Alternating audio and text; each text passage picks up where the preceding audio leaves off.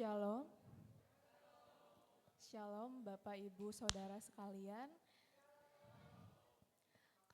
Kita mau mengucap syukur bahwa pada minggu pertama ini di bulan Juli kita dapat bersekutu dan juga berkumpul kembali di hadapan Tuhan di rumah ini dengan saudara seiman kita.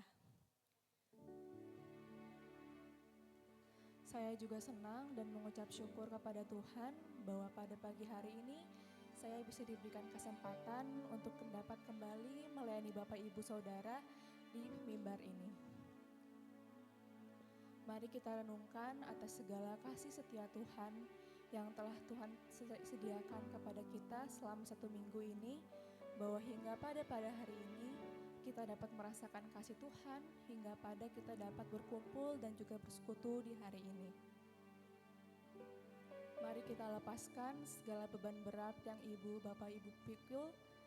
Mari kita satukan hati dan juga pikiran kita untuk fokus menyembah Tuhan, haus akan hadirat-Nya, dan juga pikiran kita, biarlah Tuhan menyelidiki tiap hati kita agar kita bisa memiliki tujuan yang benar di hadapan Tuhan di dalam kebaktian di hari Minggu ini. Jiwaku haus kepada Allah yang hidup. Bilakah aku boleh datang melihat Allah? Biarlah jiwa ini selalu haus akan kehadiran Tuhan dan merasakan Roh-Nya hadir. Karena 2 atau 3 orang yang bersekutu dalam Tuhan, disitulah Tuhan akan hadir bersama kita. Mari Bapak Ibu Saudara, kita angkat pujian, mengalirlah kuasa Roh Kudus.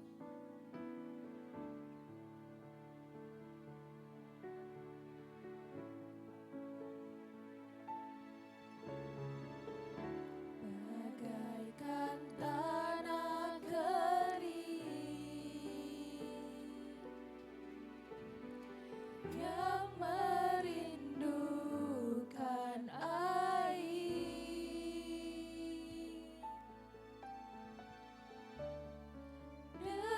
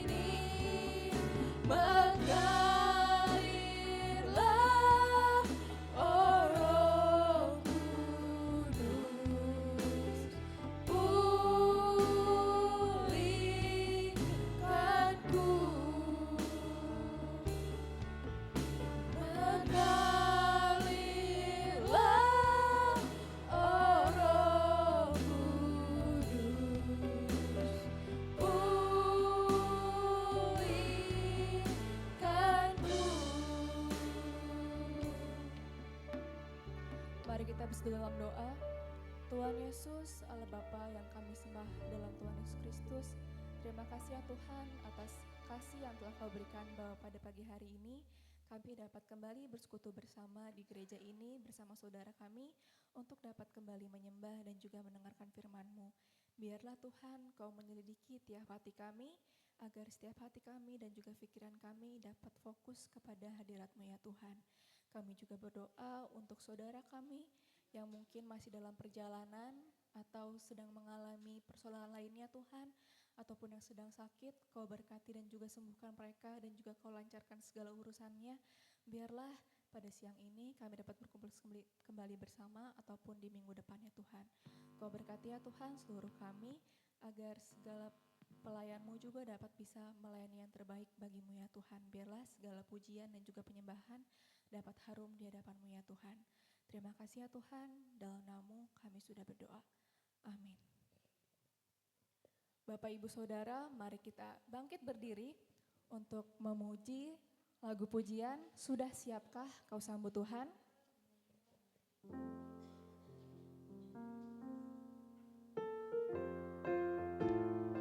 Boleh sambil bertepuk tangan Ibu-Ibu.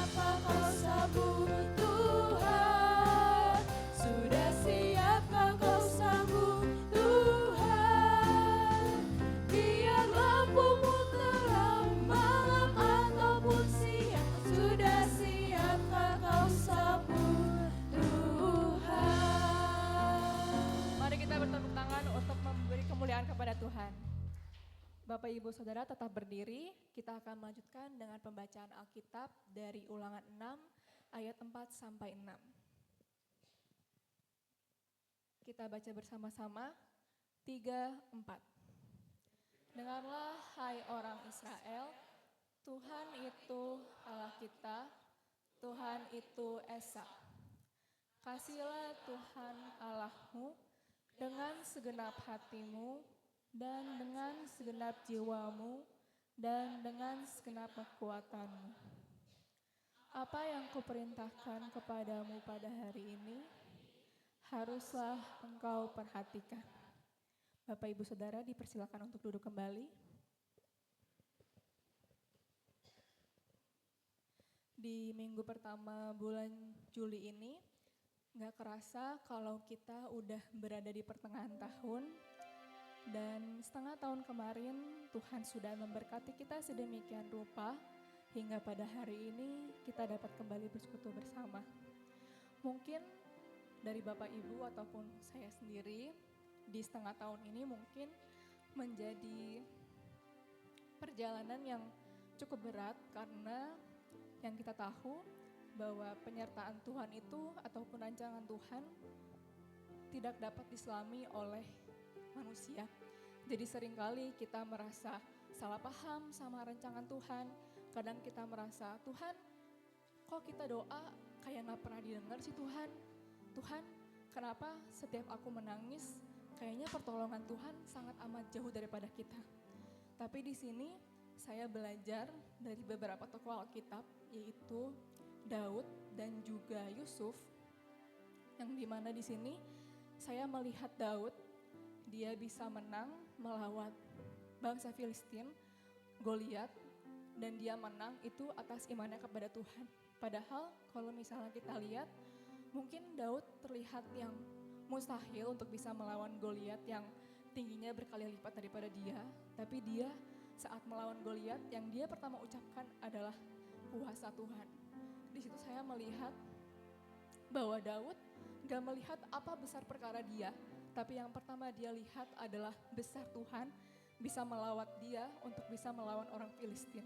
Di sini menjadi pegangan kuat saya untuk menjalani tahun ke depannya, dan semoga ini juga bisa menjadi kekuatan bagi Bapak Ibu. Dan juga Yusuf, dimanapun ia ditempatkan, dia selalu percaya bahwa Tuhan tahu dimanapun ia bisa ditempatkan, Tuhan pasti akan memberkati Daud, memberkati Yusuf. Dimanapun Yusuf, sekalipun dia di penjara, dia pun masih bisa melayani Tuhan dengan sedemikian rupa. Karena dia setia dengan hal-hal yang kecil, demikian juga kita. Mari kita belajar kepada Yusuf dan juga Daud untuk bisa belajar dengan hal-hal yang kecil dan juga setia kepada hal-hal yang kecil. Semoga di tahun-tahun berikutnya ataupun di bulan-bulan berikutnya, Bapak Ibu Saudara bisa memiliki iman yang kuat seperti Daud dan juga bisa telaten seperti Yusuf. Mari kita naikkan pujian, Tuhan tahu.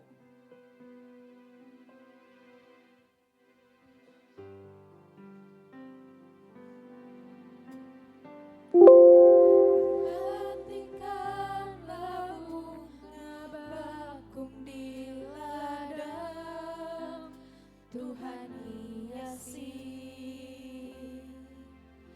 tanpa bekerja, apalagi kita orang percaya. Tuhan pelihara, Tuhan cukupkan saat kau perlu. Tuhan tahu saat kau minta, Tuhan dengar.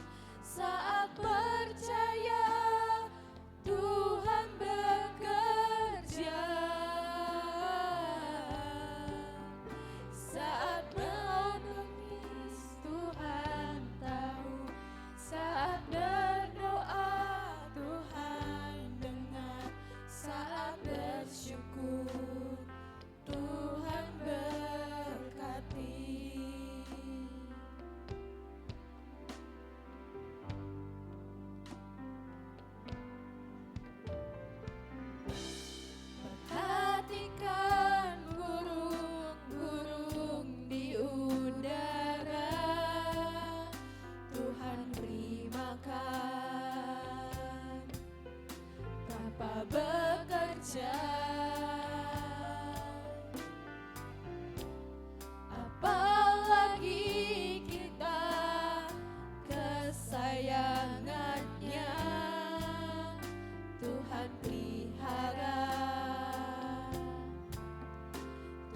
sediakan.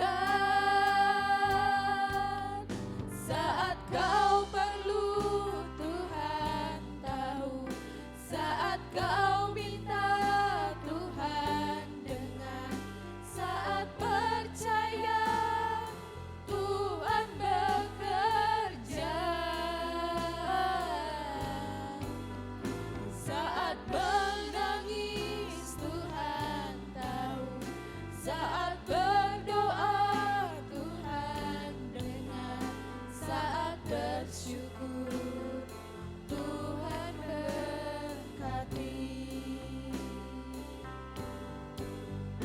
Saat kau perlu, Tuhan tahu. Saat kau minta, Tuhan dengar. Saat percaya, Tuhan bekerja. Saat menangis, Tuhan tahu. Saat berdoa, Tuhan dengar. Saat bersyukur, Dipersilakan untuk Pak Dio Tafi dan Tuhan berkati. Saat bersyukur, Tuhan berkati. Saat bersyukur, Tuhan berkati.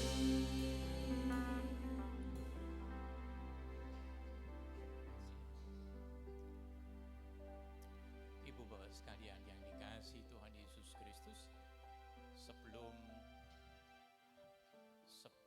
kita berdoa bersama, ada satu hal yang ingin saya sampaikan untuk ibu dan bapak berkenaan dengan pengalaman pribadi saya, mungkin sekitar 1 menit saya ingin sampaikan, karena ini menjadi satu beban di dalam hati saya, teguran Tuhan untuk saya. Hari Minggu lalu saya tidak bisa bersama dengan ibu dan bapak sekalian karena saya mendapat tugas untuk menyampaikan uraian firman Tuhan di Cimbeluit di Gereja Sidang Jemaat Allah. Pada waktu itu saya sampaikan satu tema yang diminta adalah kasih dan ketaatan. Diambil dari kitab Yohanes pasal yang ke-14 ayat 15 sampai dengan ayat yang ke-17.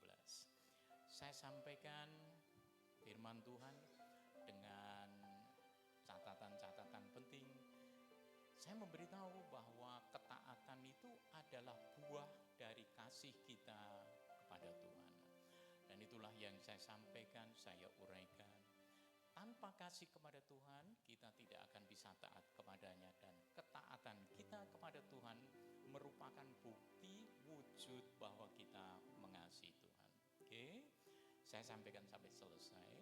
Dalam minggu itu, saya mendapat tugas. Senin sampai pokoknya seminggu saya mendapat tugas dari teman-teman untuk menyampaikan sesuatu. Pada waktu saya melakukan tugas saya, tanggapan saudara yang harus saya layani ternyata sangat negatif. Dan dalam hal ini membuat saya terpukul, membuat saya rada marah. Saya mengalami sedikit stres dalam hati saya. Saya ya sudah begitulah kondisinya. Tetapi kemudian saya ingat apa yang saya sampaikan khotbah saya pada hari Minggu itu. Bagaimana saya harus mengasihi orang kalau saya taat kepada Tuhan. Kemudian saya memutar satu video dan kemudian video itu mengajari saya sesuatu. Dia mengatakan begini, orang Jawa, dia mengatakan gajah diblangkoni, iso khotbah ora iso nglakoni. Itu membuat saya syok luar biasa. Saya ingat saya mengkhotbahkan tentang kasih. Apakah saya bisa ngelakoni? Enggak, saya sudah khotbah. Saat itulah saya menyerahkan diri kepada Tuhan dan semuanya kemudian menjadi damai di dalam batin saya. Kenapa? Teguran Tuhan selalu ada bagi orang-orang yang ingin melayani Dia. Ibu bapak sekalian, tema sekolah minggu kita sepanjang triwulan ini adalah kehidupan Kristen yang bermutu, kehidupan Kristen yang berkualitas.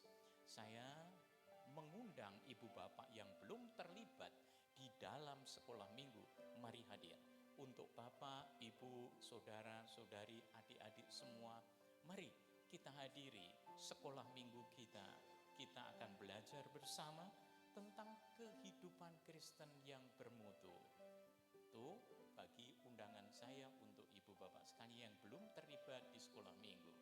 Bagi guru-guru sekolah minggu, saya mohon pada waktu kita mengajarkan ini, kita belajar. Jangan sampai kita seperti gajah di belangkoni, iso khotbah ra iso nglakoni. Jangan.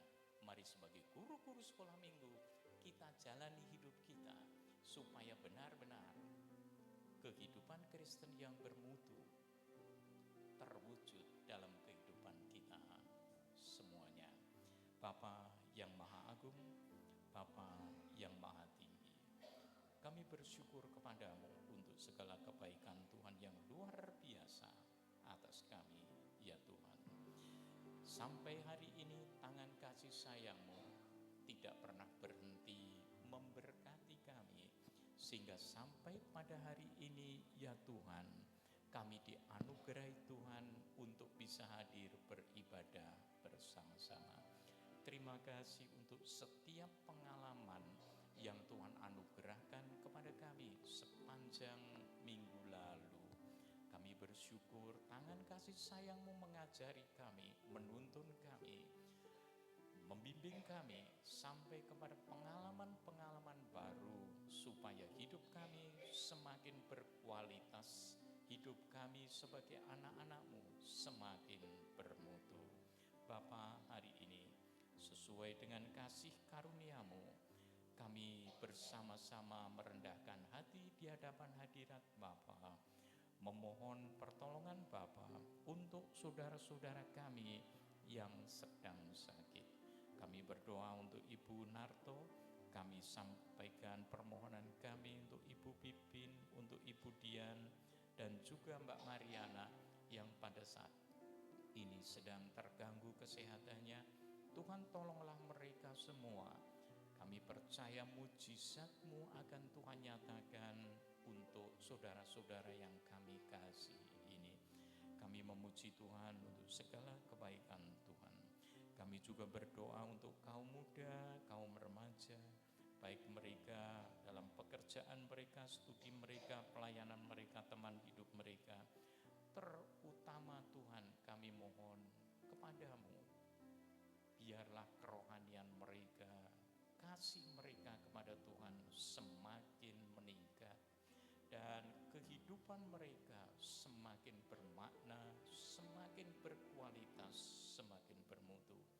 Kami berdoa untuk saudara-saudara kami yang sedang terluka batin karena anak-anak muda kami mungkin mengalami friksi, gesekan-gesekan dengan teman-temannya, salah memahaminya. Kami berdoa, ya Bapa, kami memohon kepadamu dengan segala kerendahan hati kami. Kami berdoa Tuhan, hiburkanlah mereka, kuatkan mereka kembali, anugerahkan kepada mereka hati yang mengampuni, karena Tuhan sudah mengampuni mereka, mengampuni kami semua. Supaya sungguh Tuhan, tidak ada seorang pun yang ada ganjalan di dalam hati mereka untuk datang kepada Tuhan. Kami mohon Roh Tuhan menggerakkan hati mereka, menegur mereka, menarik mereka, mengingatkan mereka semua tanpa kecuali, supaya kehidupan mereka Tuhan tidak sia-sia selama ada di muka bumi ini. Bapa, kami tahu mereka masih memiliki kesempatan-kesempatan indah karena mereka masih muda. Namun kami mohon kepadamu Bapa, dampingilah mereka, kuatkan mereka supaya mereka kembali kepadamu, supaya mereka memuji, mengagungkan nama-Mu kembali. Lepaskanlah mereka dari akar pahit yang ada di dalam hati mereka, kembalikan mereka kepadamu sendiri, dan jangan sampai kegelapan mengambil kesempatan dalam hal ini. Bapa, kami menyerahkan semua anak-anak muda kami ke dalam tangan kasih sayang-Mu.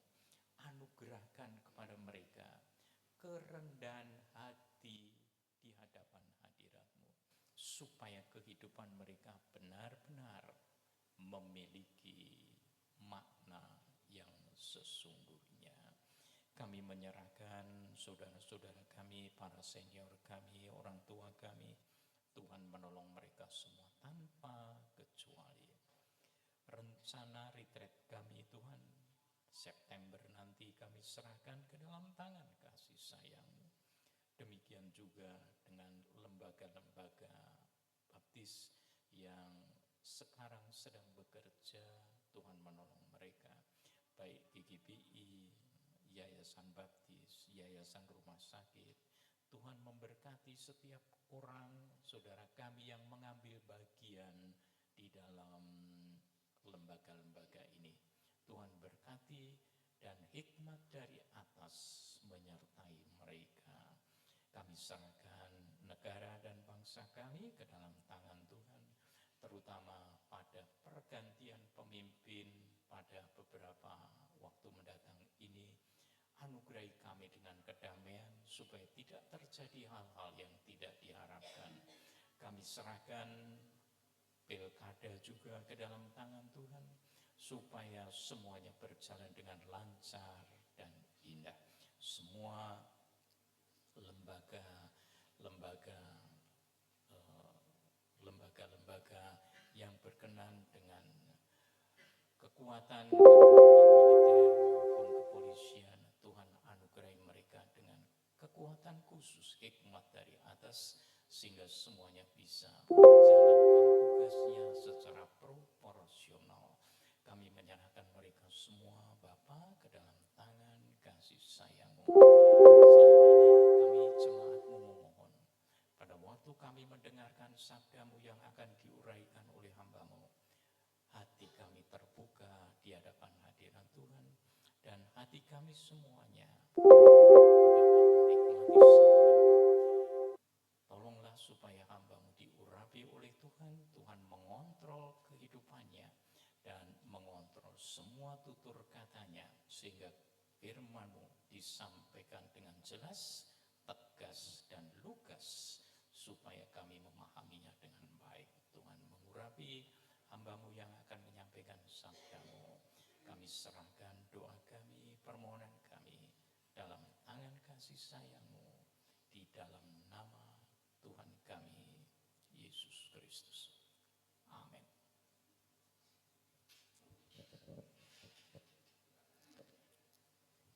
Jemaat yang dikasihi Tuhan, kita akan mendengarkan kesaksian Saudari Viel yang akan dibaptis besok Minggu. Silakan Viel. Karena sakit 2 minggu, ya, baru bisa kesaksian hari ini. Yang keempat saudara kita ya, sudah kesaksian minggu yang lalu dan minggu sebelum-sebelumnya. Hari ini tinggal Viel, sehingga besok 14 Juli kelima saudara kita siap dibaptis. Silakan Viel. Shalom Bapak Ibu Saudara yang terkasihi di dalam Tuhan kita Yesus Kristus. Selamat pagi. Sebelumnya perkenalkan, saya Tinu Viel yang biasa dipanggil Viel. Saya berdiri di sini untuk persaksian tentang saya ingin dibaptis. Sebelumnya saya berterima kasih kepada Bapak Pendeta Hosea yang sudah memberikan saya izin dan kesempatan untuk berdiri di sini. Jadi keinginan saya ingin dibaptis itu karena saya sudah percaya dan ingin mengikut Tuhan Yesus dan ingin mati dan lahir baru bersama Dia. Sebenarnya keinginan saya ingin dibaptis itu sudah dari kelas 6 SD, dan di situ kebetulan gereja belum mengadakan baptisan lagi. Jadi saya sabar menunggu hingga saya SMP, di mana di SMP itu saya mempunyai lingkup pertemanan yang kalau dalam bahasa zaman sekarangnya itu circle. circle saya itu kebanyakannya tuh Kristen semua. Dan di situ mereka semua tuh sudah pada dibaptis. Mungkin cuman saya yang belum. Dan ada satu anak yang bertanya kepada saya, Viel, kamu udah dibaptis belum? Ya jujur saja, saya belum.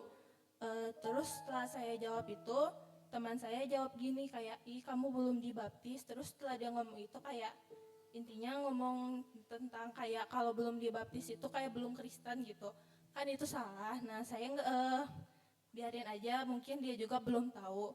Setelah kejadian itu, sebulan kemudiannya gereja mengadakan baptisan. Di situ saya bersyukur, senang banget. Kayak cita-cita saya dari SD sudah tercapai. Ya mungkin segitu saja kesaksian singkat saya. Shalom, terima kasih.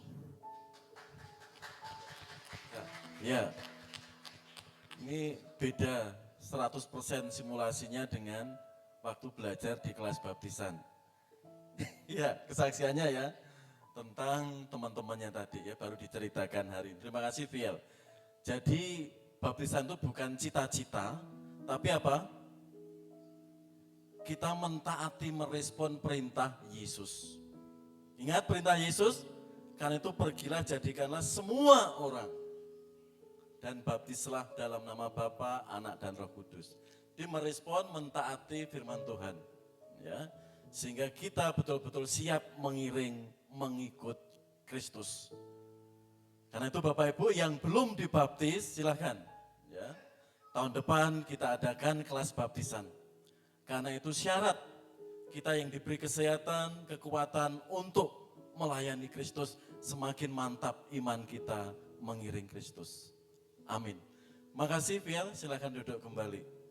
Silakan, Kesia melanjutkannya. Masih ada sukacita Bapak Ibu Saudara? Amin. Mari kita bangkit berdiri, mari kita menyalakan kembali api roh kita untuk menyembah Tuhan, meninggikan dan juga menegungkan namanya. Betapa hebat.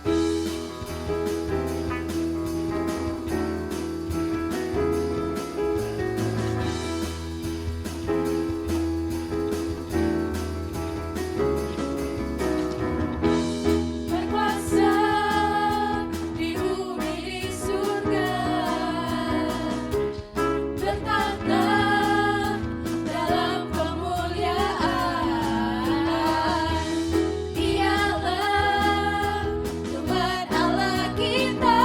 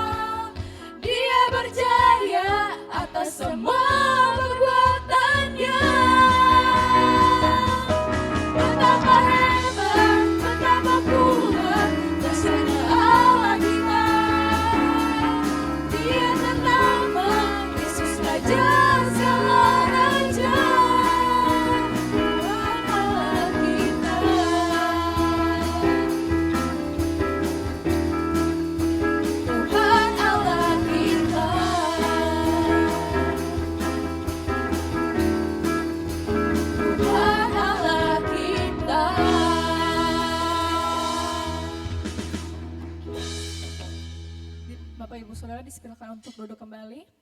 Kita lanjut untuk memberikan persembahan dan juga persepuluhan yang akan dibantu dilayani oleh Ibu Budi dan juga Ibu Sarah. Dipersilahkan.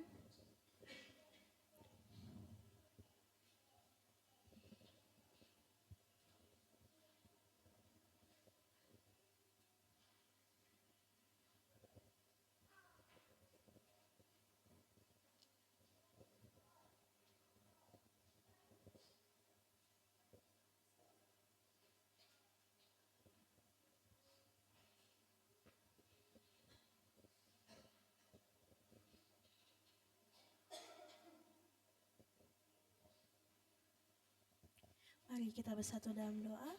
Selamat pagi Bapa, selamat pagi Tuhan Yesus. Terima kasih atas berkat hari-hari yang lalu yang telah Engkau berikan kepada kami. Terima kasih karena Engkau telah mengumpulkan kami di gereja pada pagi hari ini. Sekarang kami akan memberikan persembahan dan persepuluhan kami. Berkati tangan-tangan yang akan memberi supaya berkenan di hadapan-Mu. Terima kasih Tuhan Yesus, dalam nama-Mu kami sudah berdoa dan mengucap syukur. Haleluya. Amin.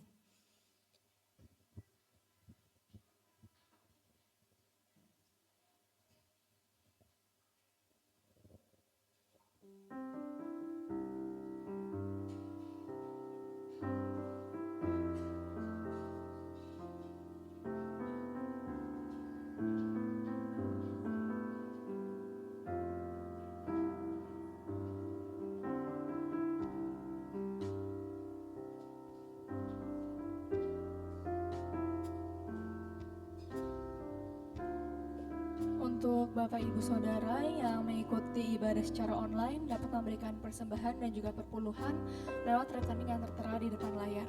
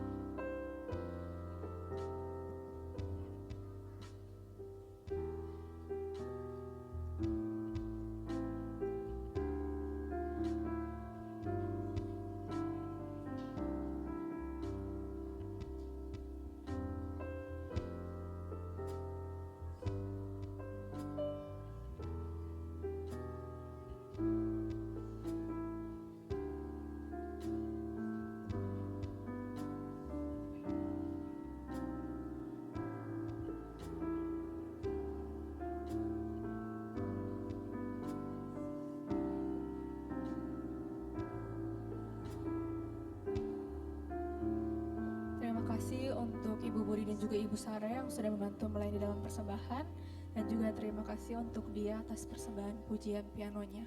Sebelum kita mendengarkan khotbah yang akan dibawakan oleh Pak Pendeta Hosea berjudul Syama Israel, kita akan kembali mendengar persembahan pujian dari Sekolah Minggu Dewasa Wanita. Dipersilahkan.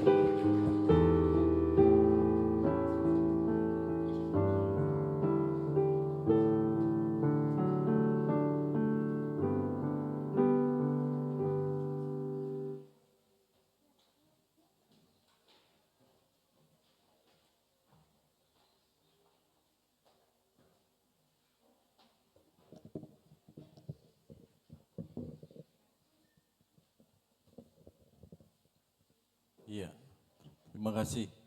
Sekolah Minggu Dewasa Wanita. Saya mengundang Bapak Ibu, ya, istri-istrinya, ya, orang tuanya yang belum bergabung di Sekolah Minggu Dewasa Wanita dipersilahkan. Ya, kita diperlengkapi dengan materi Sekolah Minggu yang sudah disampaikan Diakon Sri tadi. Pujian tadi, sekarang ku milik Yesus. Kapan? Sejak kita percaya. Ya, sejak kita percaya. Yesus sudah catat diri kita di kitab kehidupan. Dan berkatnya enggak hanya di dunia, juga di surga kelak. Amin Bapak Ibu. Itu harus menjadi pengakuan iman kita, keyakinan kita. Sehingga kita betul-betul memahami makna mengikut Kristus, berkatnya iya, amin, dan pasti. Seperti firman Tuhan hari ini. Ya.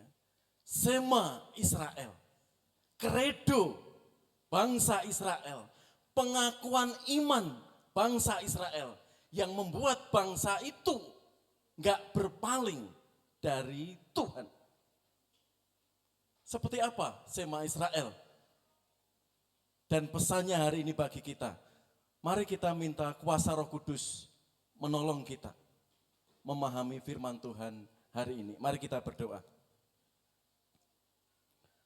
Kepadamu Bapa di surga, kami memohon melalui kuasa Roh Kudus, hati pikiran kami, ruangan ini, boleh Engkau kuasai, Engkau pimpin, sehingga apa yang hamba-Mu sampaikan tidak keluar dengan sia-sia, tapi betul-betul memberikan pengajaran yang sehat, yang membuat kami semakin mengerti firman-Mu.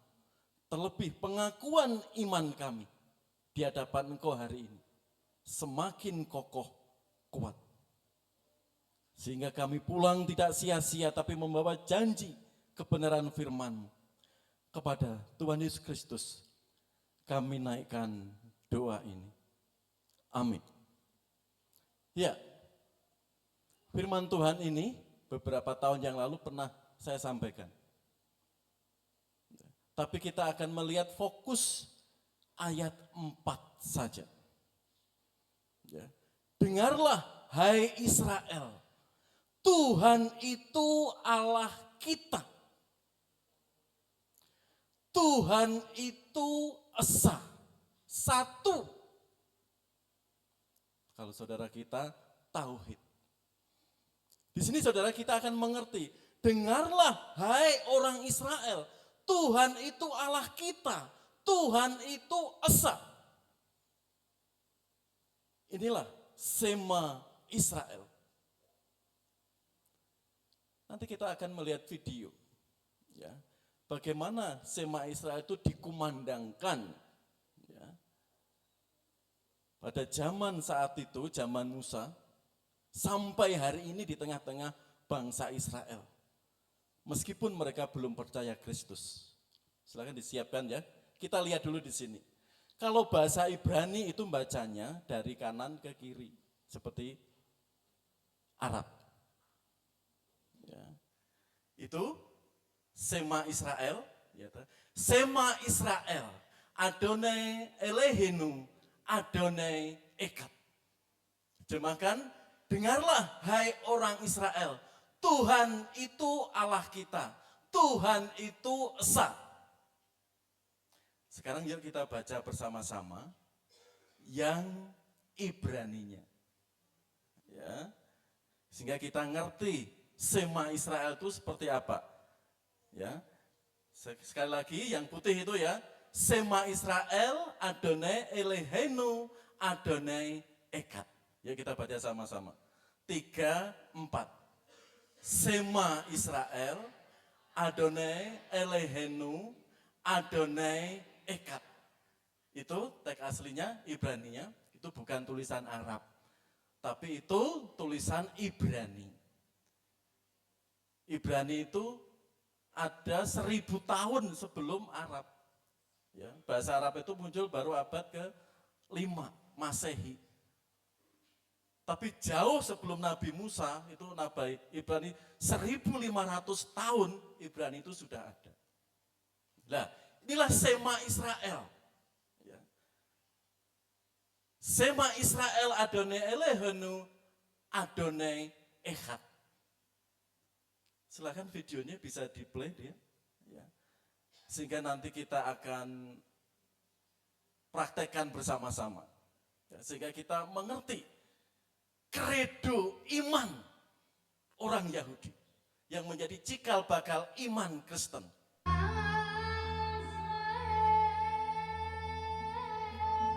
Tambahin volumenya dia.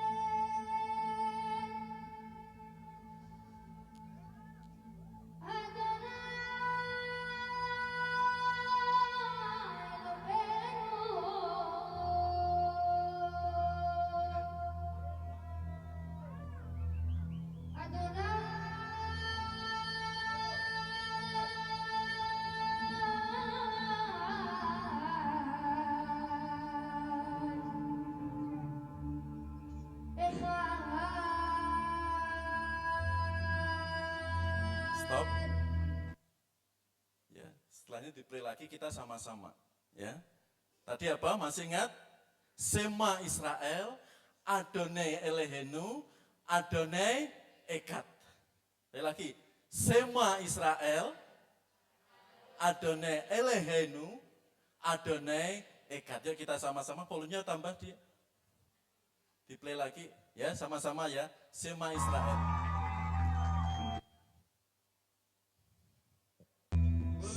Sema Israel,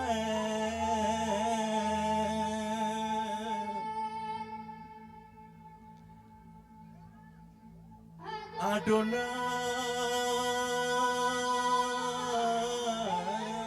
Elohim,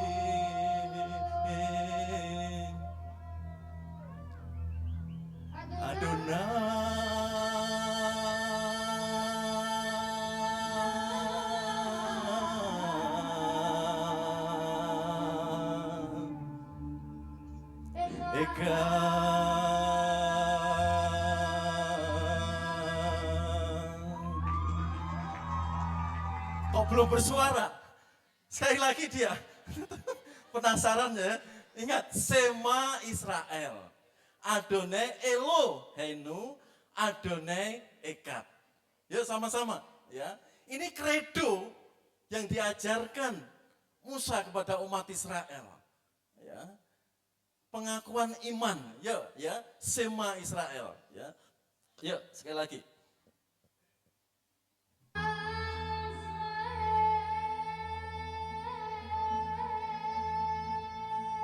Adonai Elohenu, Adonai Elohenu,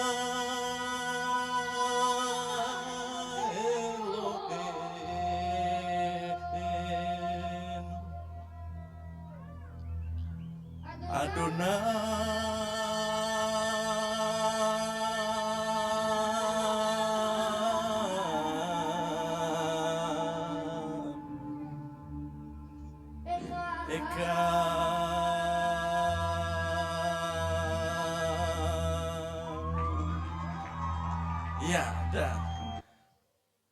Nggak sempurna, nggak apa-apa. Namanya belajar. Itu teks Ibrani Sema Israel. Ya. Saya memperkenalkan ini supaya kita itu mengerti.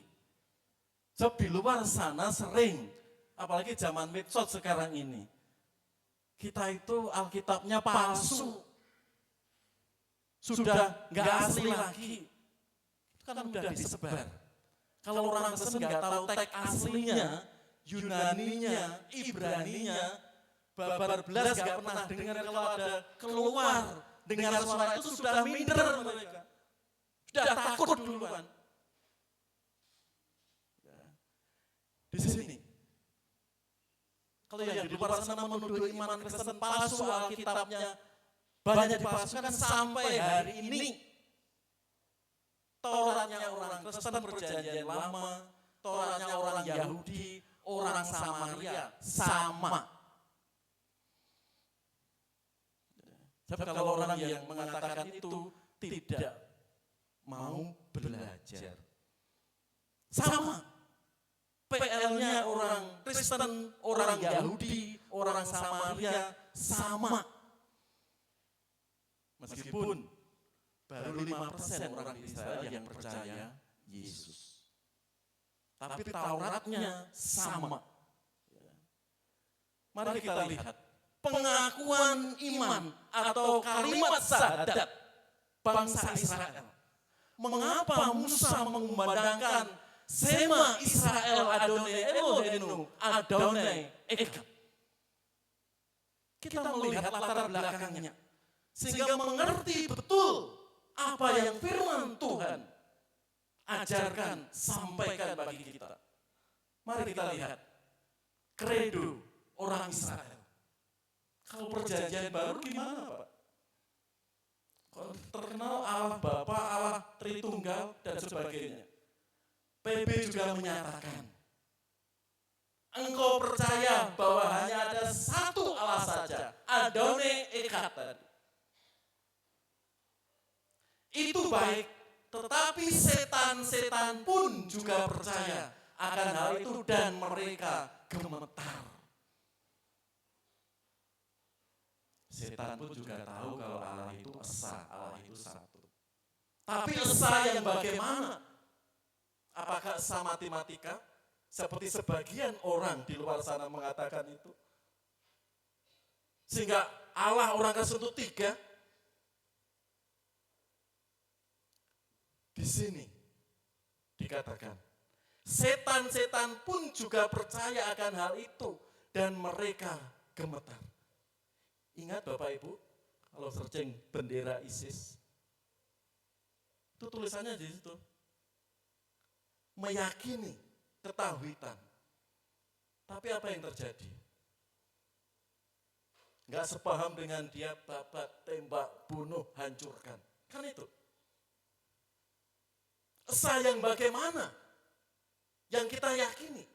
Apakah seperti iblis juga tahu Allah itu esa? Tapi melihat makhluk yang lain apakah saling bunuh, saling mencaci? Itu namanya membagi bulat tanpa memahami ketahuitan, keesaan. Echad, Allah yang satu. Yang Tuhan sampaikan kepada umatnya. Keesaan seperti apa? Keesaan iman Kristen. Ketritunggalan iman Kristen. Dinyatakan Allah Bapa. Sumber pencipta. Allah Anak di dalam Yesus Kristus. Sang firman-Nya yang sudah menjadi manusia. Dan Allah Roh Kudus. Roh Allah. Di Kejadian pertama ayat 1-2 itu sudah dinyatakan. Makna keesaan, bukan matematika. 1, 2, 3, tidak. Tapi kepribadian Allah yang esa di dalam Tritunggal itu sudah dinyatakan.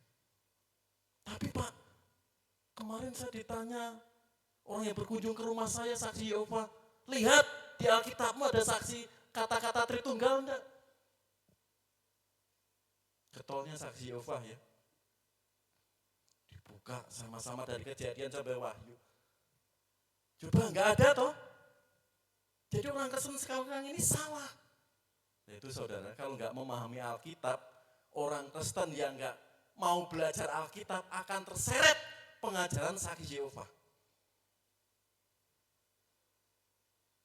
Di dalam PL secara kasat mata keberadaan Tritunggal tidak dinyatakan. Seperti di PB Allah Bapa, Anak dan Roh Kudus. Kan di Alkitab nggak ada kata Tritunggal. Berarti orang Kristen salah. Di situ saudara, kata Tritunggal baru ada abad pertama. Menjelang abad kedua. Tahun 170 Masehi. Itu pun diungkapkan oleh Bapak Gereja Martin Theophilus. Hotheos, Hologos, Hosopios. Allah Bapa. Allah Logos, Allah Anak. Namanya Allah Anak itu tidak secara jasmani. Itu maknanya Allah Sang Firman yang hidup sudah menjadi manusia. Sofios itu maksudnya Allah Roh Kudus. Itu kata pertama, rumusan. Baru abad 3 ke-4, konsili gereja mengadakan rapat sedunia. Untuk apa itu dirumuskan kata Tritunggal, kata Trinitas? Ajaran-ajaran filsafat Yunani yang menghancurkan gereja Tuhan saat itu. Kata gereja menyepakati ada kongres, ada rapat besar. Saudara, perlu tahu sejarahnya. Kalau keimanan kita secara sejarah nggak tahu, saudara, medsos yang berkeliaran 24 jam sampai saat ini, kalau kita itu buta tentang sejarah iman Kristen, pasti akan luntur iman orang Kristen itu. Kata banyak pemuda yang mempertanyakan keberadaan Allah Tritunggal. Kalau tentang teologis, pemuda mau meninggalkan Kristus, kita bisa debat, kita bisa jelaskan. Tapi kalau pemuda meninggalkan Kristus, kalau masalah cintanya ditolak, kalau masalah pacar, nah itu lain lagi, itu masalah rasa. Tapi kalau mereka meninggalkan imannya karena masalah teologis, kita bisa jelaskan. Keimanan, keesaan Allah di dalam pribadi Yesus Kristus. Tapi kalau mereka meninggalkan iman di dalam Yesus Kristus karena pacar, lah di situ susah, saudara. Karena dikatakan orang kalau sedang jatuh cinta itu apa? Pak Valen, buta. Yuk kita lihat ini. Keesaan Allah yang Yakobus ajarkan. Sekarang apa yang melatar belakangi Sema Israel didengungkan. Bahkan sampai hari ini, pagi, siang, sore, malam, tengah malam, itu didengungkan. Seperti tadi. Sema Israel Adonai Elohenu Adonai Echad, itu didengungkan. Menjadi kredo, menjadi sahadat orang-orang Yahudi. Apa yang melatar belakanginya di sini? Mari kita lihat. Lanjut. Di sini saudara. Israel sebelum masuk tanah Kanaan yang dijanjikan Tuhan sejak zaman Abraham. 400 sebelumnya itu sudah Tuhan mengingatkan kau akan menduduki negeri Kanaan. Setelah keluar dari Mesir ke padang gurun 40 tahun engkau akan menduduki tanah. Ini hakmu akan diserahkan Tuhan kepadamu. Tapi Tuhan pesan, orang-orang yang menduduki tanah Kanaan yang subur makmur itu banyak meyakini politeisme. Dewa-dewa, patung-patung disembah. Karena Tuhan menurunkan 10 hukumnya. Salah satunya di sini. Khususnya hukum 1 dan 4. Menekankan hubungan dengan Tuhan. Dikatakan apa di situ? Jangan ada padamu Allah lain di hadapanku. Jangan membuat bagimu patung yang menyerupai apapun yang ada di langit di atas. Atau yang ada di bumi di bawah. Atau yang ada di dalam air di bawah bumi. Jangan sujud menyembah kepadanya atau beribadah kepadanya. Sebab aku, Tuhan Allahmu adalah Allah yang cemburu. Yang membalas keturunan yang ketiga dan keempat dari orang-orang yang membenci aku. Tetapi aku akan menunjukkan kasih setia kepada beribu-ribu orang. Yaitu mereka yang mengasihi aku dan yang berpegang pada perintah-perintahku. Jangan menyebut Tuhan Allahmu dengan sembarangan. Sebab Tuhan akan memandang bersalah orang yang menyebut namanya dengan sembarangan. Ingatlah dan kuduskanlah hari Sabat. Jadi Tuhan akan menuntun bangsa Israel memasuki tanah Kanaan. Bangsa Kanaan kuno itu banyak penyembah-penyembah berhala. Patung dikultuskan. Kata hukum diturunkan sebelum mereka masuk itu. Sehingga bangsa ini betul-betul monoteisme. Menyembah Allah yang satu, menyembah Allah yang esa. Kalau didengurkan tadi, Sema Israel, Adone Elohenu, Adone Eket. Dengarkanlah Israel. Allah itu Tuhan kita dan Allah itu esa. Itu terus dikumandangkan. Di sini yang melatar belakang. Seperti apa? Patung-patung Kanaan kuno itu. Lanjut. Ini Bro. Baal dan Asyera.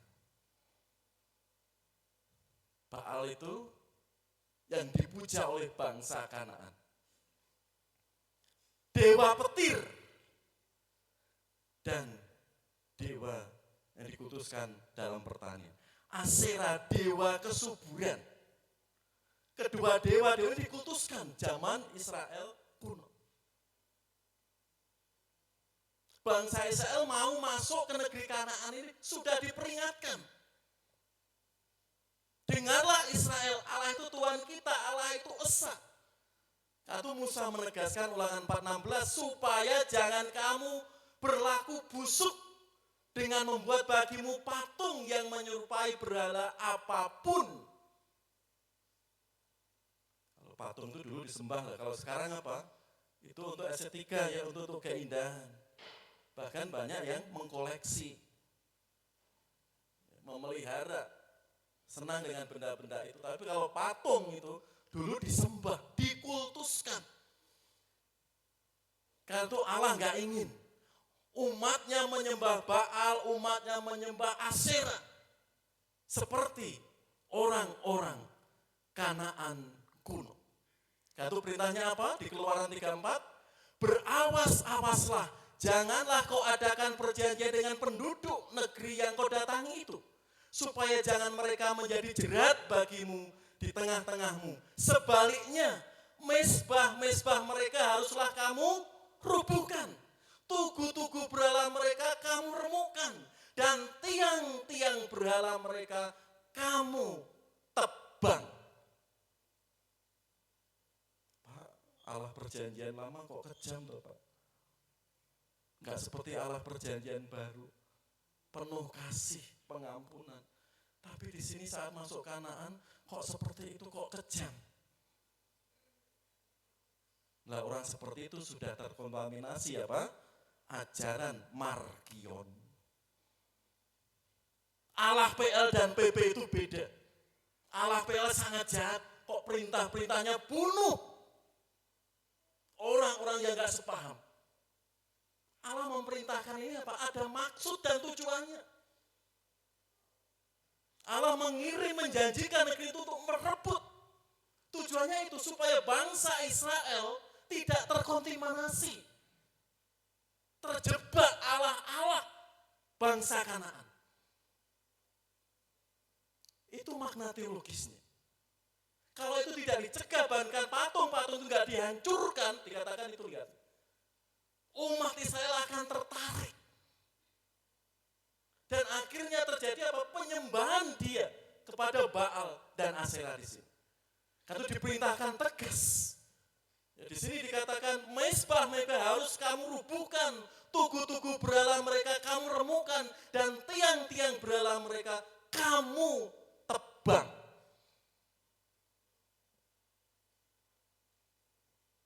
Jadi makna teologisnya di sini sangat dalam. Allah mengasihi umatnya. Umatnya itu supaya betul-betul menyembah Allah yang esa tadi. Ingat tadi, Keluaran 20 tadi. Allah itu juga cemburu. Gak mau umatnya menyembah ilah-ilah lain. Karena firman Tuhan ini sangat tegas dan keras. Supaya bangsa ini terpelihara, monoteisme, keesaan ketahuan Allah tetap dipegang dan diakui oleh bangsa Israel. Dan itu menjadi kehidupan umatnya. Jadi kalau di PL ada kata-kata Allah yang tegas untuk umatnya, nabinya memerintahkan. Ingat, Elisa, 700 nabi zaman Ahaz itu dihancurkan. Dengan cara dan kuasa Allah melalui Nabi Elia. Berarti Allah itu kejam. Ada tujuannya, saudara. Umat Israel betul-betul menyembah Allah yang esa, yang ekat tadi. Ini yang latar belakang. Adonai Elohenu, Adonai ekat. Tuhan itu Allah kita. Tuhan itu esa. Sema Israel, dengarkanlah Israel. Nanti kita melihat sema itu apa. Kita lihat. Lanjut. Yesus juga menegaskan. Saat Yesus ditanya para ahli Taurat dan orang-orang Saduki. Pertanyaannya, apa hukum terutama dalam perjanjian lama atau Taurat Musa? Yesus langsung menjawab, hukum yang terutama di sini. Ya. Zaman Yesus juga menegaskan, dengarlah hai orang Israel, Tuhan Allah kita, Tuhan itu esa. Di Matius, di Lukas juga menekankan. Ini pengakuan iman Israel. Yesus menjawab dengan tepat. Karena itu kasihlah Tuhan Allah dengan segenap hati, dengan segenap jiwa, dengan segenap pikiran, dan dengan segenap kekuatanmu. Ya ayat-ayat seterusnya. Hukum yang kedua, kasihlah sama manusia seperti engkau mengasihi dirimu sendiri. Yesus juga menegaskan, pengakuan kredo iman di sini penting. Kita memahami, memegang kredo ini. Karena Allah di dalam keesaan Elohim itu sangat mutlak dan tidak bisa ditawar-tawar lagi. Apalagi akan dijadikan politeisme seperti tanah-tanah Kanaan kuno. Allah betul-betul enggak mau. Allah cemburu. Allah enggak mau diduakan. Mari kita lihat di dalam PB. Keesaan Tuhan juga dinyatakan di sini. Karena Allah itu esa. Dan esa pula dia yang menjadi pengantara antara Allah dan manusia. Yaitu manusia siapa? Kristus Yesus. Yang telah menyerahkan dirinya sebagai tebusan bagi semua manusia. Itu kesaksian pada waktu yang ditentukan. Keesaan seperti apa? Matematika? Kalau hanya keesaan seperti matematika, iblis pun tahu, setan pun tahu. Dan setan itu gemetar, takut dengan kuasa nama Yesus. Lihat itu. Karena Allah itu esa, dan esa pula dia yang menjadi pengantara antara Allah dan manusia. Itu siapa? Manusia Kristus Yesus. Ini perlu menjadi kredo, pengakuan syahadat iman kita. Orang Kristen meninggalkan imannya karena belum paham betul pengakuan imannya mengakui Yesus Kristus seperti apa. Sehingga mudah berpaling. Yesus mudah ditinggalkan di dalam kehidupannya. Karena pengakuan imannya belum paham keesaan Allah di dalam Yesus Kristus seperti apa. Di sini saudara, esa ketritunggalan Allah Bapa, Anak, dan Roh Kudus menyatakan satu pribadi Allah. Juga dikatakan di situ, Yohanes 17 ayat 3. Inilah hidup yang kekal itu, yaitu apa? Mereka mengenal satu-satunya Allah yang benar dan mengenal Yesus Kristus yang telah engkau utus. Satu-satunya Allah yang benar. Ekat. Hanya satu. Satu seperti apa? Ada istilah tek adani. Keesaan dalam kemajemukan atau keagungan. Misteri Tritunggal itu dinyatakan di dalam Alkitab. Keesaan yang dalam 3 pribadi yang sudah nyata kita pahami dalam iman Kristen. Hidup kekal, hidup di surga. Syaratnya mengenal Engkau satu-satunya Allah yang benar dan yang mengenal Yesus Kristus yang telah Engkau utus. Karena sering ada pertanyaan, Pak, Allahnya orang Kristen yang kita sembah, itu mahasiswa sering tanya. Dan Allahnya orang di luar iman Kristen yang kita sembah itu beda atau sama, Pak? Halo Bapak Ibu.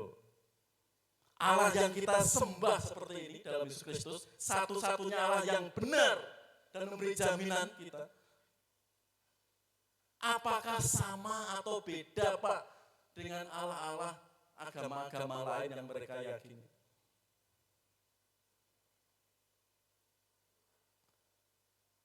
Kalau orang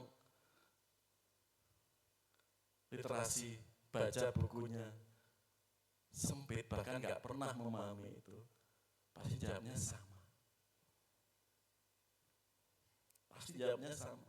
Kan melakukan kebaikan, semuanya mengajarkan moral yang baik, mengasihi yang lain. Jawabnya pasti itu. Tapi kalau kita benar-benar mengakui kredo, keyakinan keesaan Allah di dalam Yesus Kristus, itu suatu hal yang istimewa, yang spesial. Dan pertanyaan tadi tidak bisa dijawab iya dan tidak. Tapi perlu penjelasan. Ini contoh saja menyebatini Paulus. Saat Paulus melakukan penginjilan ke Athena atau ke Yunani sekarang. Dikatakan di situ. Sebab ketika aku berjalan-jalan di kotamu, dan melihat-lihat barang-barang pujaanmu, aku menjumpai juga sebuah mezbah dengan tulisan, kepada Allah yang tidak dikenal. Apa yang kamu sembah, apa yang kamu sembah tanpa mengenalnya, itulah yang kuberitakan kepada kamu. Paulus nggak banyak debat. Karena Paulus saat masuk Yunani, itu disebut apa? Si peleter, suka kibul, orang yang suka ngomong. Karena orang-orang Yunani kan lebih hebat zaman itu. Pengetahuannya, ilmunya bahkan lebih maju. Contoh negara maju Pak Yunani seperti apa? Ingat. Sebelum abad pertama, sebelum menjelang abad pertama Masehi, bahkan saat abad Masehi, Yunani menjadi bahasa internasional saat itu. Menguasai tidak hanya wilayah secara geografis, tapi secara budaya. Yunani menguasai daerah-daerah benua-benua dunia saat itu. Karena itu, Yesus, murid-murid Yesus, dan Alkitab Perjanjian Baru ditulis bahasa Yunani. Itu sederhananya secara historis. Kembali ke Kisah Paulus 17. Paulus gak banyak debat meskipun disebut, hei si peleter. Di ayat sebelumnya ya. Engkau gak perlu mengajari kami. Ilmu kami, pengetahuan kami lebih banyak dibanding bangsamu. Karena mereka punya tokoh-tokoh hebat Yunani itu. Sokrates, Plato, Aristoteles. Bahkan sampai saat ini orang-orang yang mengerti hukum, masuk fakultas hukum, 3 tokoh di sini betul-betul tahu pengajarannya seperti apa. Orang-orang yang sarjana hukum itu. 3 tokoh itu. Karena pengajarannya, filosofinya luar biasa. Justru Paulus mengabarkan apa? Justru saya memberitakan di rumah-rumahmu banyak mezbah bertuliskan. Teks Yunani gitu. Agnosto Theo.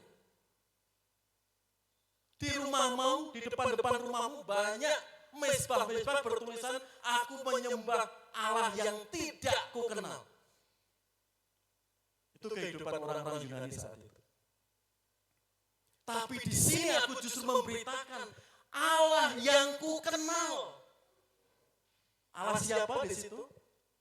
Allah di dalam Yesus Kristus yang sudah menyatakan dirinya menjadi firman dan sudah datang ke dunia, satu-satunya Allah yang benar, yaitu Allah di dalam Yesus Kristus. Ini Bapak Ibu yang Paulus beritakan. Bapak Ibu bisa ambil kesimpulan dengan pertanyaan tadi. Apakah Allah orang Kristen yang diajarkan firman Tuhan dengan Allah agama yang lain yang diyakininya apakah sama? Bisa melihat. Allah yang kita sembah, Allah yang kita puja di dalam Yesus Kristus, pribadi yang kita puja di situ. Bisa kita lihat pengajarannya, kasihnya, karyanya, penebusannya, sampai kebangkitan dan kenaikannya, dan janjinya akan menjemput sangat clear, jelas. Nah, soal seperti itu yang penuh kuasa itu mau kita berpaling kepadanya. Masa kita mau jual Yesus Kristus demi kepopuleran dan yang lainnya. Kalau kita belum bisa memahami itu, saudara, kredo kita, pengakuan iman kita di dalam Yesus Kristus perlu dipertanyakan. Allah Pak, itu yang baru dibaptis tahun lalu, tahun ini sudah berpaling dari Yesus. Karena ada orang yang bertanya gitu. Ya. Tahun lalu baru baptis, tapi tahun ini sudah meninggalkan Kristus. Banyak. Mungkin perlu ditambah Pak 6 bulan. Perlu ditambah setahun untuk kelas baptisan. Ada wacana itu. Mau ditambah setahun, 2 tahun, 5 tahun. Tapi kalau keyakinannya kepada Kristus masih, pengetahuannya, logikanya, dan hanya sekedar ikut, sama saja. Di sini saudara, Paulus memberitakan Allah yang ia kenal, ia yakini. Tatkala dia berjumpa, mau membunuh orang Kristen, mau ke Damsyik, justru Yesus menampakkan diri pada Paulus. Saulus, Saulus, mengapa engkau menganiaya aku? Saat gereja Tuhan, umat Tuhan dibunuhi oleh Rasul Paulus. Siapakah engkau Tuhan? Aku Yesus Kristus yang kau aniaya itu. Allah yang hidup. Lah saudara, inilah hidup yang kekal, yaitu bahwa mereka mengenal Allah satu-satunya Allah yang benar dan mengenal Yesus Kristus yang telah engkau utus. Lanjut. Pertanyaannya. Tadi yang melatar belakangi Sema Israel.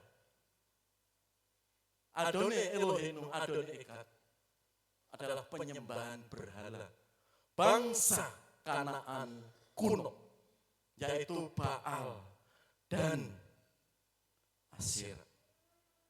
Tapi zaman gereja mula-mula yaitu apa? Zeus dan Artetis, atau di Roma sering dikenal Dewi Diana. Itu di gereja mula-mula. Pertanyaannya sekarang, apa berhala zaman sekarang? Karena itu Rasul Yohanes berpesan kepada gerejanya waktu itu, anak-anakku, waspadalah terhadap segala berhala. Atau teks aslinya, teknia fulasate he auta apoton eidolon. Ya, itu berhala itu ton eidolon. Kasusnya di situ genetip jamak. Bermacam-macam berhala. Ya. Ton eidolon. Lebih mengandung makna berhala di situ, ton eidolon. Hal-hal, bukan satu hal ya. Hal-hal yang lebih memikat hati kita daripada Tuhan. Apa itu? Bisa dilihat di situ. Kalau zaman Musa, bangsa Israel itu lembu emas. Kalau di sini sekarang lembu hitam. Ya. Berhala zaman sekarang ton eidolon disebut bisa hobi. Pak salah mosok. Hobi berhala. Enggak salah, kita itu harus mempunyai hobi. Kalau lagi stres, menuangkan hobi nyanyi, karaoke gitu ya Bu Desti ya. Gitu ya Mas Pangestu ya. Kan hobi di situ. Mancing gitu. Hobi kalau lagi stres, lagi jenuh, enggak apa-apa. Tapi kalau hobi itu kita terpikat hobi, akhirnya melupakan tadi apa? Kuduskanlah hari Sabat. Kita lupa hari Minggu beribadah dari situ. Itu sudah menjadi berhala. Itu. Pekerjaan. Mumpung dapat kerjaan Pak dan gajinya top markotop. Bahasa Pak Mister ya. Top markotop. Saya kutip Pak. Bekerja itu harus. Kita nggak boleh jadi pengangguran. Itu kan firman Tuhan. Tapi kalau pekerjaan itu memikat kita dan itu jadikan nomor satu, Tuhan nomor sekian, dari situ sudah. Itu sudah menjadi berhala. Pekerjaan bagus, harus itu. Tapi kalau pekerjaan melupakan kita, hubungan kita dengan Tuhan dan sebagainya, itu menjadi berhala. Kan tuh Pak Wiyoto, tokonya kalau Minggu tutup gitu ya Pak Wiyoto ya. Itu syarat mutlak Pak Wiyoto. Ya. Kemarin dikunjungi Pak Wardoyo ya. Ya, tangking kuasa-kuasa jahat ya, yang mengganggu tempat tinggalnya. Ya di situ ya. Uang, wah, apalagi ini ya. Semuanya kan butuh ini, siapa yang nggak butuh uang? Bu Buti butuh uang enggak? Butuh ya toh ya. Bu Erni butuh? Butuh. Tapi kalau uang itu segalanya, kita juga stres. Nanti Pak Martin, mana? Itu pernah kirim video di PBI itu. Allah atau uang? Ya, pilih uang orang pertama. Orang kedua, Allah atau HP? Pilih HP, itu tuh ya. Ya toh Pak Martin? Saya ingat itu. Bulan yang lalu ya kirim video itu. Tulisan di kertas God, terus ada laptop. Pilih laptop. Terus pokoknya yang fisik yang semuanya sedang dicari orang itu dipilih. Daripada milih secara kertas tulisan Allah. Tapi endingnya ada anak yang memilih itu Allah. Apa yang terjadi? Uang, laptop, HP, semuanya itu juga diberikan. Artinya apa? Seperti firman Tuhan. Carilah dahulu kerajaan Allah dan kebenarannya baru akan ditambahkan kepadamu. Betul kan? Yesus kan berkata gitu. Carilah Allah dulu. Dan kebenarannya. Utamakan Allah dulu dan kebenarannya imani. Akan ditambahkan kepadamu. Itu kan ilustrasi video pendek itu. Allah akan memberikan semuanya. Tapi kalau kita menempatkan Allah sebagai pembantu, ban serep, pasti Allah cemburu. Dan berkat itu enggak akan mengikuti kita. Banyak saudara, kalau kita fokus uang apa dampaknya? Jalanan uang 1 juta hubungan kita retak. Gara-gara teman gereja pinjam 100.000 enggak dikembalikan, adu mulut terus enggak ke gereja. Banyak itu. Ya. Makanya ngutangi sesama gereja itu hati-hati. Ya. Di situ banyak itu. Enggak usah kita saudara kita gara-gara uang 500.000, 400.000 lihat di medsos. Kakeknya dibunuh. Orang tuanya dibunuh. Kalau fokus kita uang. Ya, uang segalanya. Justru uang itu berkat. Penginjilan butuh uang, pelayanan butuh uang. Tapi jika uang diletakkan pertama, kita nanti akan mengukur uang. Sehingga hubungan kita dengan yang lain itu retak. Dan itu juga tidak baik. Pelayanan, ini juga berhala zaman sekarang. Kok bisa Pak? Pelayanan kan baik. Banyak saudara orang aktif pelayanan dan pelayanan dan pelayanan. tapi melupakan hubungannya dengan Tuhan. Banyak keluarga pendeta juga hancur. Pelayanan sana, pelayanan sini, pelayanan sana, pelayanan sini. Istrinya enggak terurus, anak-anaknya enggak terurus. Banyak juga. Ya. Sehingga keluarganya hancur, anak-anaknya hancur. Enggak ada persekutuan dengan Tuhan. Kehidupan kita juga, kita kalau ke gereja itu hanya sekedar rutinitas. Dan rutinitas, tidak saya butuh Engkau Tuhan.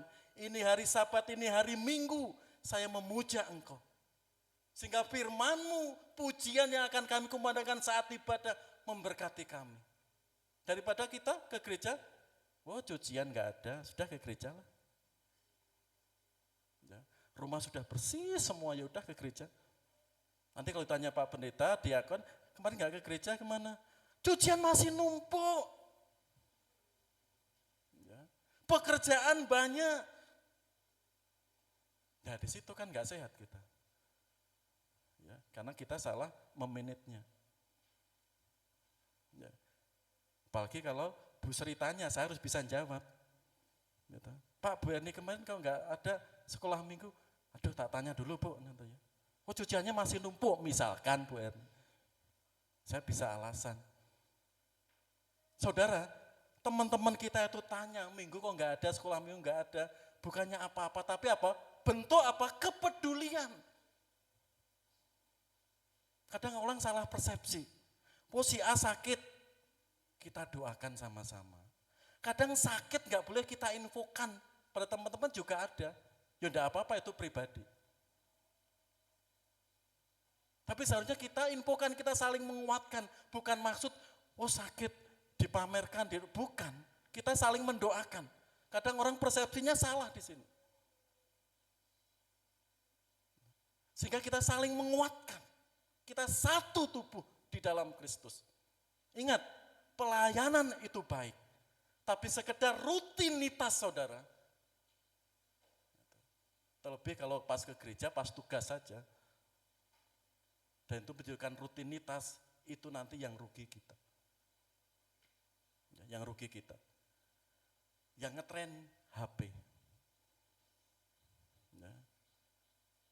Ada orang atau sebagian pendeta gitu yang kolot itu. Ke gereja enggak boleh bawa HP. Ya. Ada loh pendeta seperti itu. Kalau mau masuk gereja, HP harus di silent. Dan ditempatkan khusus di belakang. Boleh diambil kalau setelah selesai ibadah. Saya kira itu enggak bijak. Kembali ke kita. HP itu ibarat pisau yang sangat tajam. Bagaimana kita menggunakannya. Ya. Kita bisa khotbah membawakan renungan. Hal-hal yang darurat bisa melalui ini. Karena itu kalau ada pengajaran yang sangat ekstrem di situ juga kurang bijak. Baca Alkitab harus buku.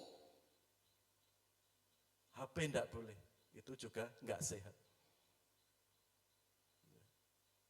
Nanti seperti Diakon Sidati nanti.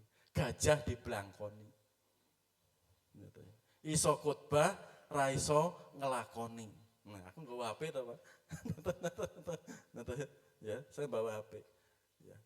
Di sini saudara, ya, HP kembali ke kita. HP juga banyak menyesatkan kita. Daripada kita membaca buku, bersih-bersih, sekarang Bapak Ibu bisa refleksi. Satu hari berapa jam megang HP? TikTok-an, lihat TikTok, lihat YouTube, apapun semuanya bisa. Dibanding kita membaca buku. Di situ dipertanyakan. Apalagi kalau kerjanya sudah seperti ini, online di sini. Ini 24 jam di sini ya Pak Ngestu ya. 24 jam harus kita pegang yang kerjanya pegang ini. Ya. Karena sekarang dagang ya, Bu Parti ya kan harus pakai ini. Ya, kalau kerjanya online di situ jualan online harus memantau ini. Ya. Semuanya menggunakan ini. Kita enggak bijak. kalau ekstrim menghimbau jemaat keluarga seperti itu. Adalah saudara, istrinya nggak boleh dipegang ini ada. Ya. Masih dikasih HP jadul, ada. HP-nya jadul, nggak iso WA-an, nggak iso YouTube-an. Cuman SMS-an kan sudah nggak musim ya SMS. Ada. Siapa Pak? Rahasia itu. Padahal bisa beli HP seperti 10 ya bisa. Tapi ada istrinya cuma dikasih gini, HP yang jadul. Ya, itu kan keterlaluan. Lah, di sini saudara, pesan Rasul Yohanes seperti Musa tadi, Sema Israel, Adone Elohenu, Adone Ekat, dengarlah Israel. Allah Tuhan kita itu esa. Karena banyak berhala-berhala zaman Musa di Kanaan kuno. Di zaman sekarang, Yohanes juga pesan, anak-anakku waspadalah terhadap segala berhala. Hobi, pekerjaan, uang, pelayanan, HP, dan yang lainnya. Jika hal-hal itu memikat hati kita lebih dari Tuhan. Ini peringatan untuk kita, saya, kita semua. Sehingga hal terutama dalam hidup kita itu Kristus. Allah yang sudah menyelamatkan hidup kita. Lanjut. Kan itu di sini. Allah atau Mamon. Musa dengan tegas tadi. Jangan menyembah patung-patung ini. Jika ada apa? Pangkas mezbahnya, tiang-tiang mezbahnya, hancurkan. Kan tegas di situ. Di dalam Kristus enggak boleh ada abu-abu. Ke dukun iya, ke paranormal iya. Kan abu-abu. Adanya hitam dan putih di sini. Allah atau Mamon. Mamon itu kekayaan. Yesus tegas, tak seorang pun dapat menjadi kepada dua tuan. Karena jika demikian ia akan membenci seorang dengan mengasihi yang lain, atau ia akan setia kepada seorang dan tidak mengindahkan yang lain. Kamu tidak dapat mengabdi kepada Allah dan kepada Mamon. Yesus mengajarkan juga gitu. Musa juga mengajarkan kepada umatnya gitu. Harus monoteisme. Adonai Ekat, Allah yang esa. Lanjut. Mari saudara. Sema Israel Adonai Elohenu, Adonai Ekat. Pengakuan atau kalimat syahadat umat Israel. Allah yang ekat, Allah yang esa. Itu juga ditanamkan. Karena apa? Di zaman sekarang tidak jauh berbeda zaman Rasul Paulus. Banyak orang dibutakan. Lihat di situ. Orang-orang yang tidak percaya, yang pikirannya telah dibutakan oleh ilah zaman ini. Sehingga mereka tidak melihat cahaya Injil tentang kemuliaan Kristus yang adalah gambaran Allah. Bahkan orang Kristen yang sudah bertahun-tahun ke gereja banyak meninggalkan imannya. Ingat di sini, ilah zaman sekarang ini sudah banyak menyesatkan imannya, bahkan luntur dan berpaling dari Kristus. Karena itu Paulus pesan kepada Timotius yang masih muda, karena Allah itu esa dan esa pula dia yang menjadi pengantara antara Allah dan manusia, yang manusia Kristus Yesus yang telah menyerahkan dirinya sebagai tebusan semua manusia. Itu kesaksian pada waktu yang ditentukan. Ingat, ini menjadi kredo kita.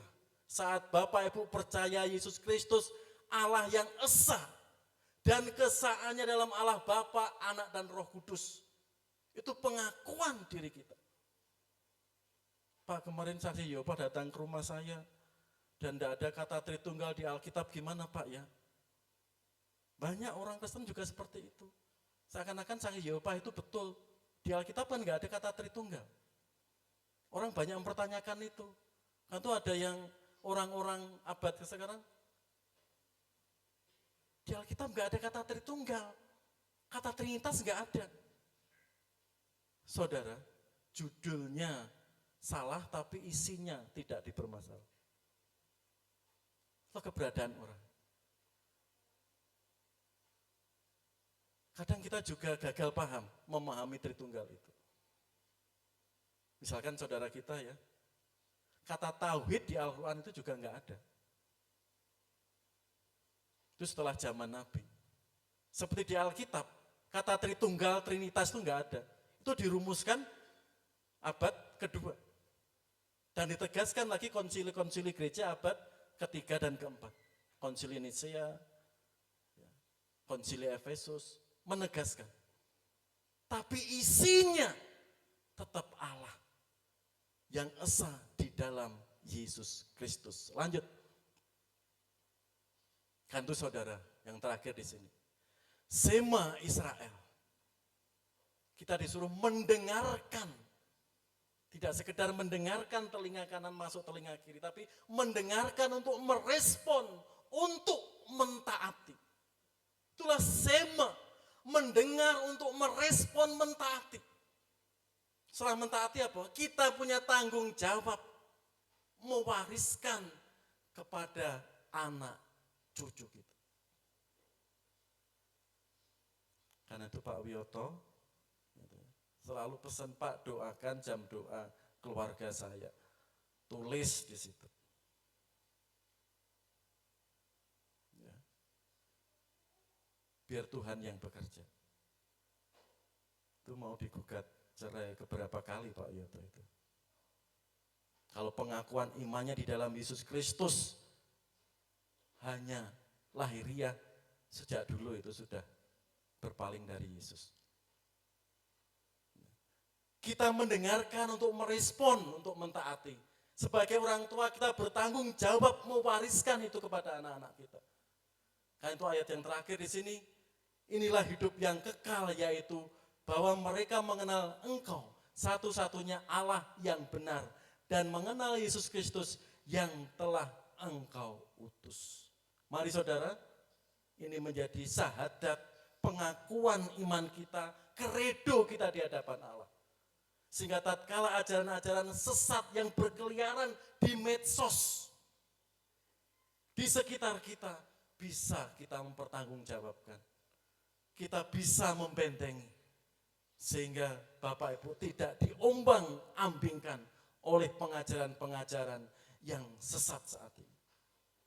Dan mari kita menempatkan Kristus yang terutama dibanding kehidupan kita yang utama. Karena apa? Berhala-berhala zaman sekarang tidak patung lagi. Tapi itu tadi, bisa hobi kita, pekerjaan, pelayanan kita, uang, HP, dan sejenisnya. Jika itu menempatkan Kristus nomor 2, nomor 3, kita refleksi hari ini. Sehingga pengakuan iman di dalam Yesus Kristus semakin mantap, semakin kuat. Kita mengiring Kristus. Mari kita berdoa. Terima kasih Bapa, kebenaran firman-Mu yang boleh kami dengar hari ini. Dengan kuasa Roh Kudus kami mengundang.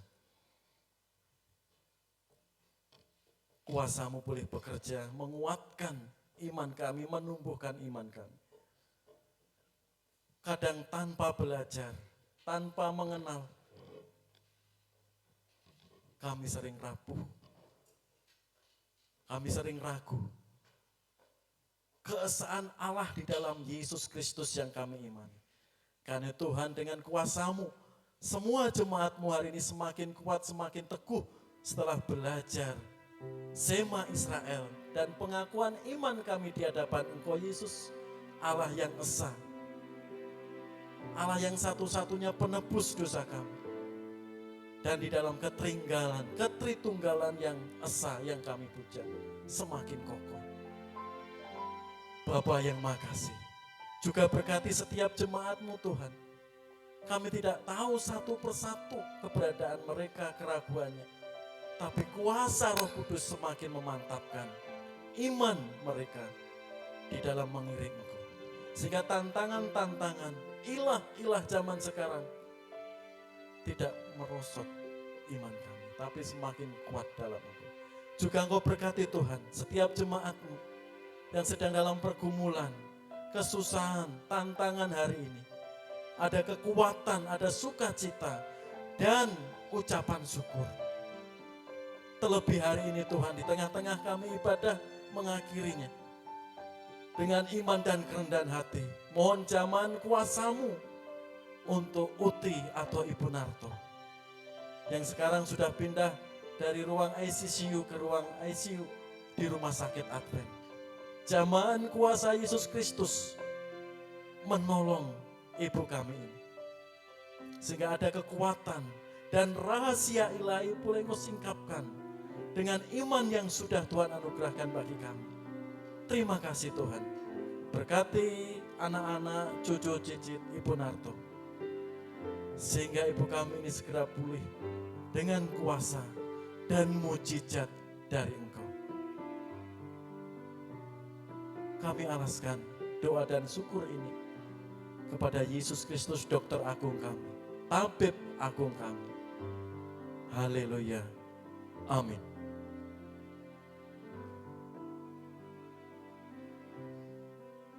Jemaat yang dikasihi Tuhan, sebelum doa berkat, mari kita perhatikan beberapa pengumuman. Hari ini yang pertama, mengundang persekutuan doa besok Rabu, masih Google Meet, firman Tuhan akan dilayani Diakon Edi Hermanto. Berikutnya, upacara baptisan akan diadakan besok Minggu 14 Juli. Di tengah-tengah ibadah kita seperti biasanya. Nah, untuk kelima saudara kita yang akan dibaptis, ya, silahkan ya, orang tuanya, keluarganya diajak. Ya Bapak Ibu ya, silahkan. Ya, Viel, papa mamanya, khususnya mamanya ya, Bu Palen ya, bisa diajak. Ya, Odi, ya kakak-kakaknya boleh diajak. Ya, terus Darman, saudaranya yang di sini boleh diajak Darman, karena ada dua kakaknya di sini. Mana Darman? Ya, boleh, ya diundang ya. Ya. Kalau ibunya suruh lihat online aja, nanti diupload di YouTube Gereja Baptis Indonesia Cimahi. Di situ Mas Prin, ya boleh diajak ya keluarganya, sehingga menyaksikan upacara dan berkat Tuhan saudara kita akan dibaptis ini. Lanjut. Ini petugas ibadah minggu depan, ya, PBI, siap ya Pak Martin CS, ya, sehingga semuanya boleh melayani dengan kesiapan untuk ibadah minggu depan. Lanjut. Selamat ulang tahun, 1 minggu ini ya 9 Juli, Bapak Melianus Nidbani atau suaminya Bu Sarah. Salam ya Bu Sarah ya kepada suaminya. Ada lagi Mas? Ya. Ada tambahan, Bapak Ibu? Ya.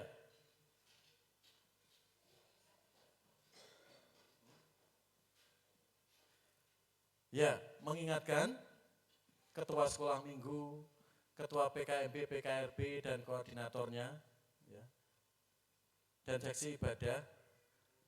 Setelah ibadah ini ada rapat untuk persiapan retreat. Ya. Setelah rapat akan saya sampaikan ke PPG. Ya, jadi Ketua Sekolah Minggu, seksi ibadah, Ketua PKMB, PKRB, dan koordinasi, ya, rapat hari ini. Ya, setelah itu kita betul-betul, karena sudah silnya sudah selesai ya, fokus ke retreat untuk jemaat. Ya, doakan ya. Kontribusi 50.000 Bapak Ibu, ya kontribusinya, ya. Kemarin ibu-ibu waktu BBI daerah 150.000 ya, cuma 2 jam ya. Ini disupport gereja ya, dananya sebagian besar. Mari kita sukseskan retreat kita di Wisma Yeskiel, itu dekat Kota Lembang. Ya, kalau Bapak Ibu mau belanja-belanja di Kota Lembang dekat. Juga banyak wisatanya, baik rohani maupun cuci mata kita. Ya, seperti itu. Nah, akan disiapkan oleh panitia, ya. Secara mendetailnya seperti apa akan kita dapatkan minggu depan, akan kami sampaikan ke PPG dan ke jemaat. Seperti itu Bapak Ibu. Ada lagi? Ada yang pertama kali datang ibadah hari ini? Ya, belum ada. Mari kita berdiri sama-sama, kita tutup dengan doa berkat pada ibadah siang hari ini. Mari kita mohon berkat kepada Allah Bapa kita. Kepada Tritunggal yang esa, yang kami puja, kami sembah, Allah Bapa, Anak, dan Roh Kudus. Biarlah berkat-Mu turun bagi kami, hidup kami, keluarga kami, dan rencana-rencana kami. Kemuliaan, hormat bagi Engkau. Tuhanmu memberkatimu.